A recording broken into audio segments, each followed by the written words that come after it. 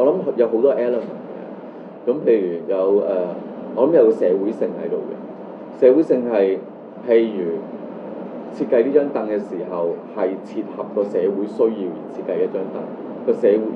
會有咁嘅需要，或者佢令到個社會有需要，即係 either 係個社會有呢個需要即係佢 create 呢個需要出嚟，咁有呢個社會性我覺得。譬如50-60年代經濟啱啱戰後復原都幾耐啦，咁但係個社會係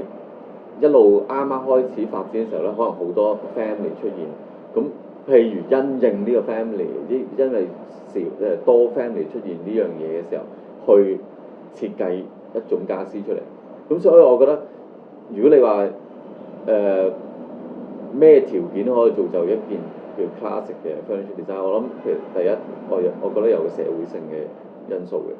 第二，嗰件嘢係因應嗰個需要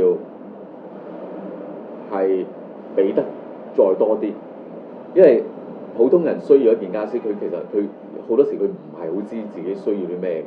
咁一個 furniture designer 或者一個 architect， 佢係應該更加了解個需要係咩嘢，跟住再設計一張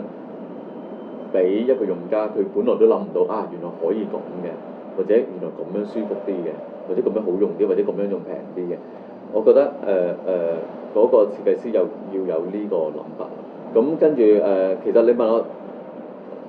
你啱問你呢個問題，我諗係其實個社會性好緊要，因為一定要切合當時個社會究竟，譬如好簡單60年代係要塑膠嘅，咁因為啱啱塑膠就要大量製造，所以變咗又用一隻物料出嚟，嗰隻物料塑膠又係最平，可以大量製造。咁大量製造如果用塑膠嘅時候，咁點樣利用塑膠用到最好，而去切合到即係當時需要咧？咁所以其實我諗嗰個即係其實我諗嗰個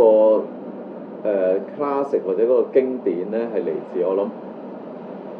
諗同其他藝術品都一樣，我覺得係要同個社會息息相關嘅。即係譬如而家有個人走出嚟去做一件我唔知係用 laser cut 或者用現代科技做一件比以前